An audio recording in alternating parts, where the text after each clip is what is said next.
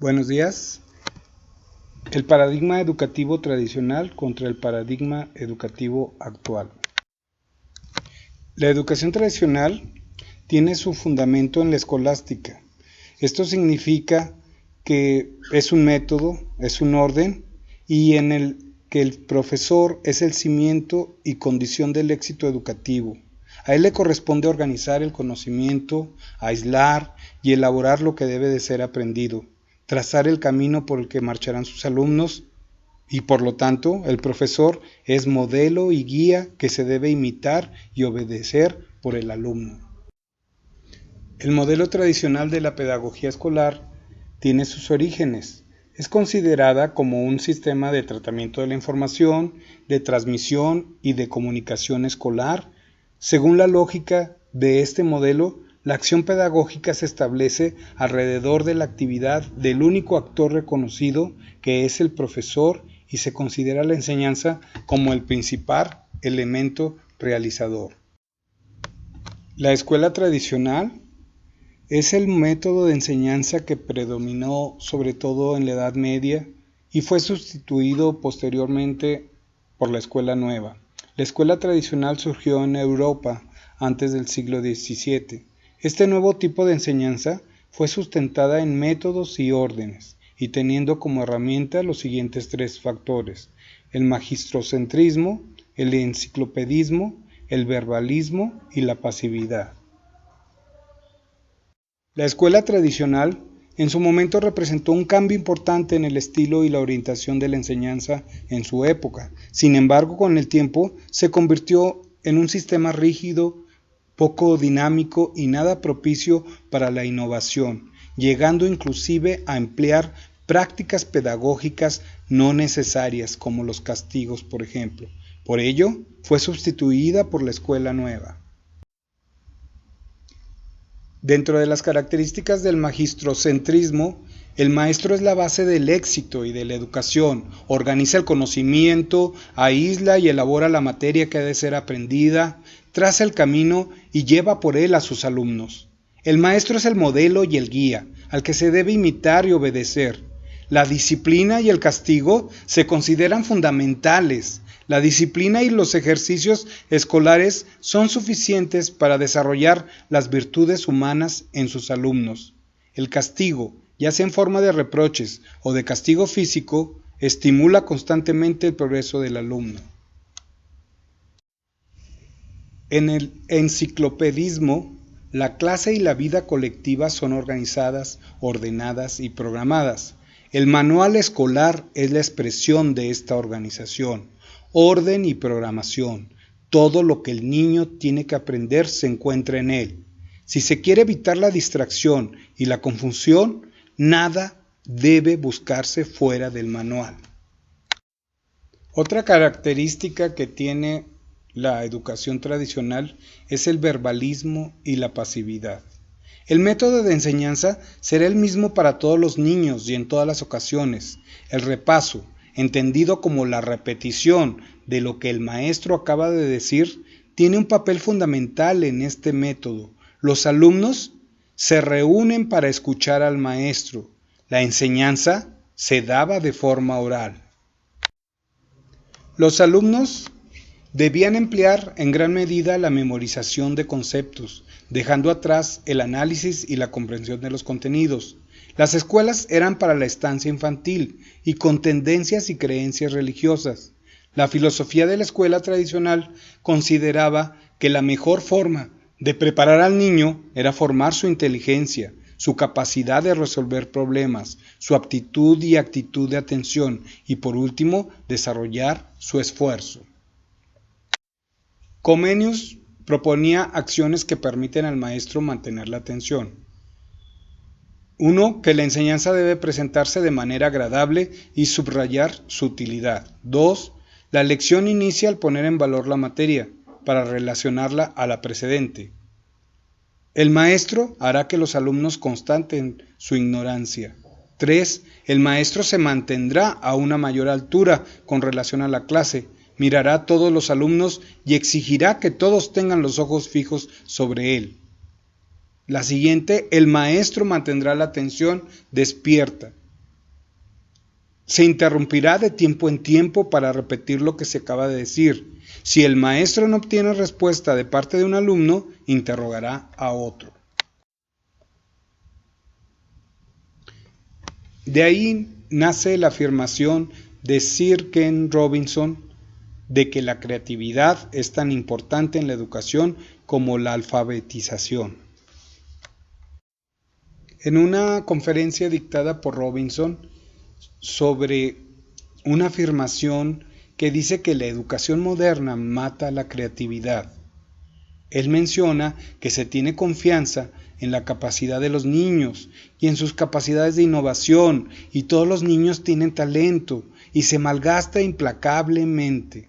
La creatividad es muy importante en la educación y se le debe dar igual estatus que la alfabetización. Se debe permitir que los alumnos se equivoquen, ya que de no hacerlo se está eliminando la creatividad de la educación. Los niños nacen artistas y hay que dejar que sigan siéndolo mientras crecen. Al crecer ya no se adquiere creatividad, se va perdiendo o se educa para perderla. Y pone un ejemplo. Todo sistema educativo tiene la misma jerarquía de materias, pero en la cima están las matemáticas y los idiomas, y hasta el fondo el arte. Por lo tanto, a la creatividad no se le da importancia. No existe un sistema educativo público que a diario enseñe danza al igual que enseña matemáticas. Recordemos que los niños bailan todos los días. Al crecer los niños, se les empieza a educar de la cintura para arriba y luego se enfoca solo en sus cabezas, es decir, solo a nivel intelectual. Robinson sigue argumentando.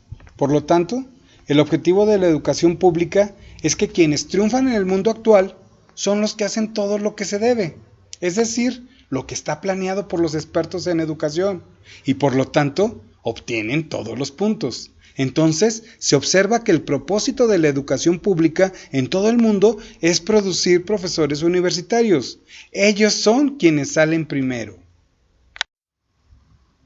Nuestro sistema educativo se basa en la idea de habilidad académica, y hay una razón, ya que todo el sistema fue creado en base a las necesidades de la industrialización, y su jerarquía está basada en dos ideas. Una, que las materias más útiles para el trabajo están en la cima.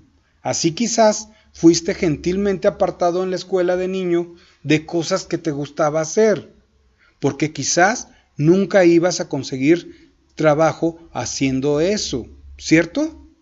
No toques música, no vas a ser músico. No practiques arte, no vas a ser artista. Consejos bien intencionados, pero profundamente equivocados. El mundo entero está metido en una revolución.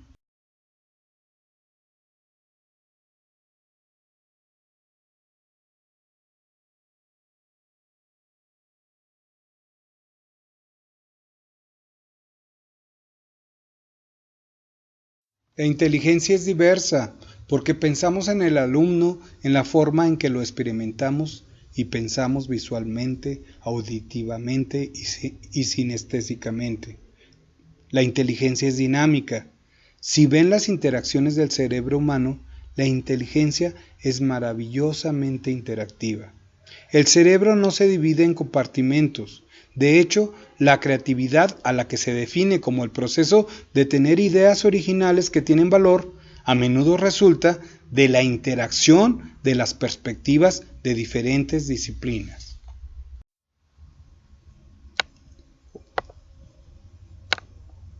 Otra situación sobre la inteligencia es que es única. En entrevistas con distintas personas basadas en cómo descubrieron su talento, por ejemplo, se les pregunta ¿cómo llegaste a ser bailarina? Y dice, cuando fui a la escuela era un desastre y de la escuela escribieron a mis padres y ellos creyeron que podía tener un déficit de aprendizaje. No me podía concentrar y me movía nerviosamente. Quizás podía tener un trastorno por déficit de atención con hiperactividad, pero como eran los años 30, pues todavía no se había inventado el TDAH. No era una enfermedad disponible y las personas no sabían que podían tener eso. Fue a ver a una especialista acompañada por su madre y ella habló de sus problemas. No presentaba tareas y eso molestaba a sus maestros. Después de que su madre relató los problemas de su escuela al doctor, fue a sentarse con Gillian y le pidió hablar en privado con ella. Él encendió la radio y le dijo a su madre: obsérvela. Y en el momento que salieron, ella empezó a seguir la música. Y el doctor se volvió a la madre: esta Gillian no está enferma, es una bailarina. Llévela a una escuela de danza.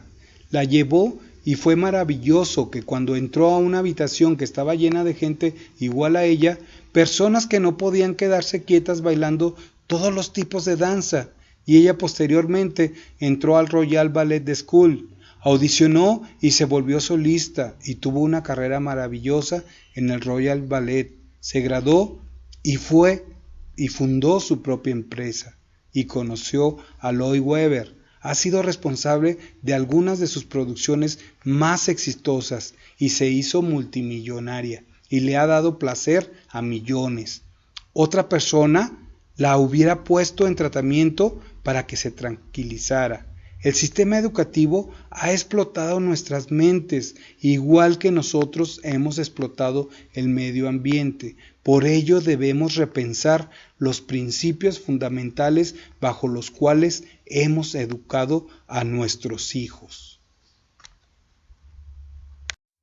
Hay una famosa cita de Jonas Salk que menciona que si desaparecieran todos los insectos de la Tierra, en menos de 50 años desaparecería la población. Y si eso sucediera en 50 años, volverían a aparecer todas las formas de vida, por lo que debemos usar estos conocimientos sabiamente para evitar estos escenarios de los que estamos hablando. Y la única forma de hacerlo es viviendo nuestras capacidades creativas, y la forma es educar su ser completo para enfrentar su futuro, y nuestro trabajo es que esas nuevas generaciones saquen provecho de él. Por ello tenemos que reinventar la educación. Es importante el uso de videos en clases. Eso motiva más a los estudiantes y los dejamos como deberes o tareas, ya que pueden poner pausa y repetir a su propio ritmo cuantas veces quieran el conocimiento. Lo más interesante es lo contraintuitivo, es decir, cuando se habla de tecnología en el salón de clases, ya que al eliminar una clase homogénea para todos los alumnos y al permitirle al alumno tener su clase a su propio ritmo en casa y luego dejarlos trabajar en el salón de clases, dejando al alumno que interactúe con sus maestros, eso humaniza la clase a la que tienen prohibido hablar.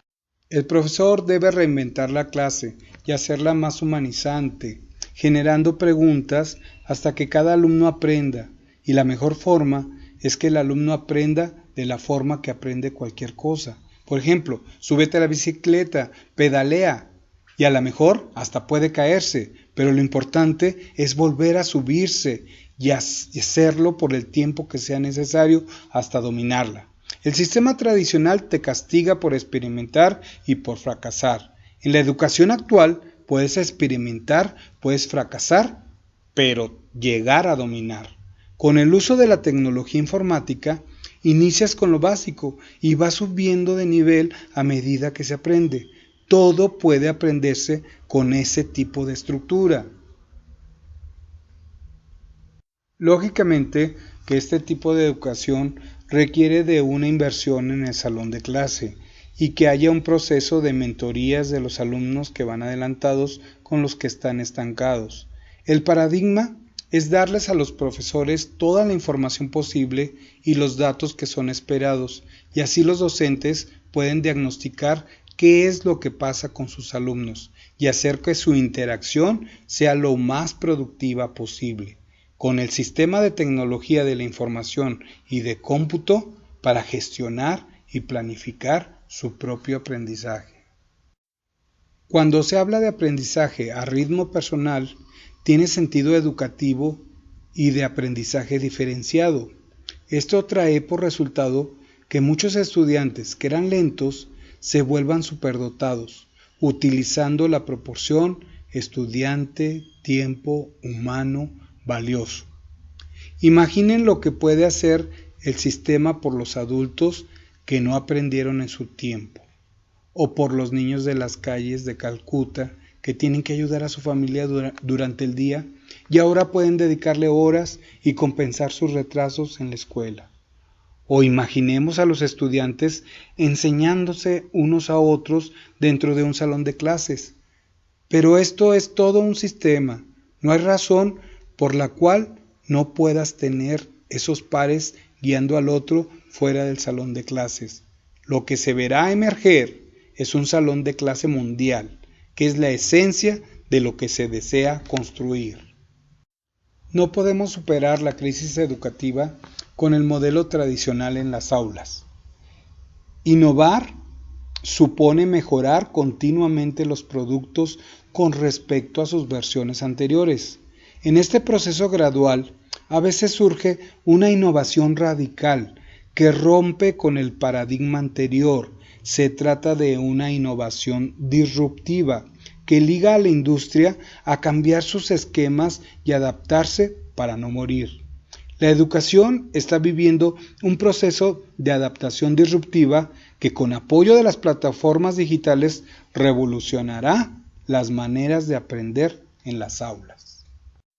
El sector educativo ha dejado de centrarse en el acceso y ha pasado a centrarse en la expectativa, la de que todos los jóvenes tienen que prepararse para la economía y la sociedad que se intenta forjar, lo que no se podrá lograr con el modelo tradicional en las aulas.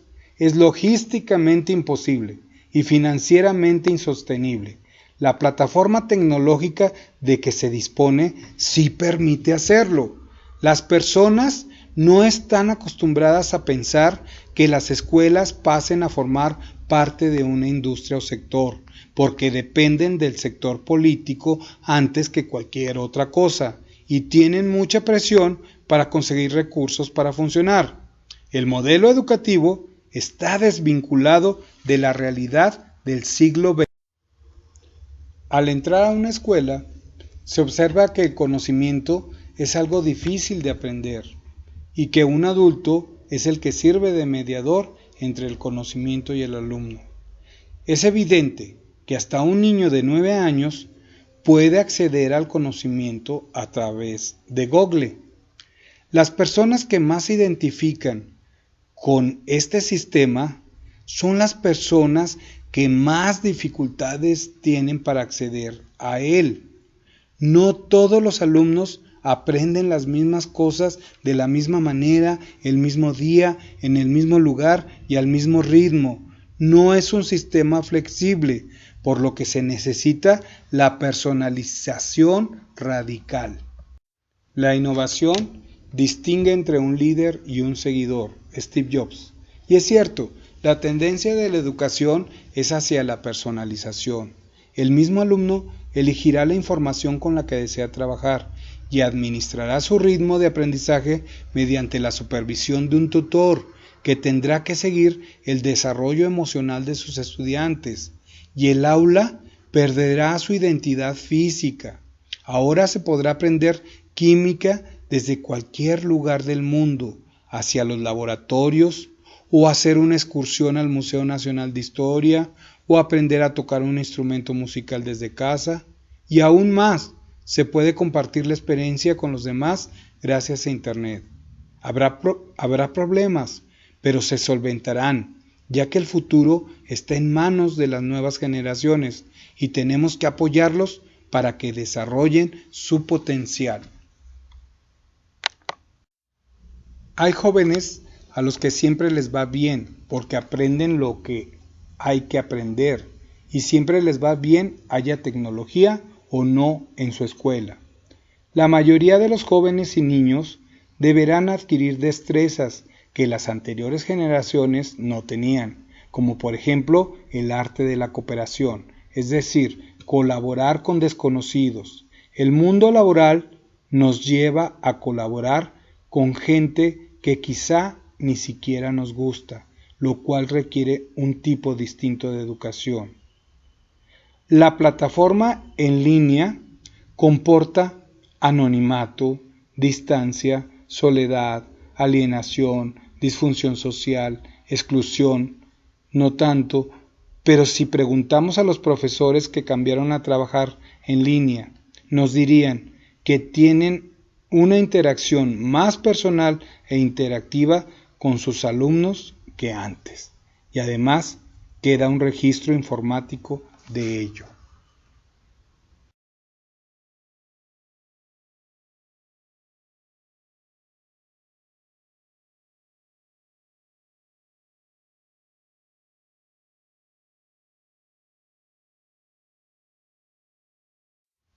La plataforma tecnológica nos permite rediseñar la educación de formas inconcebibles en el pasado.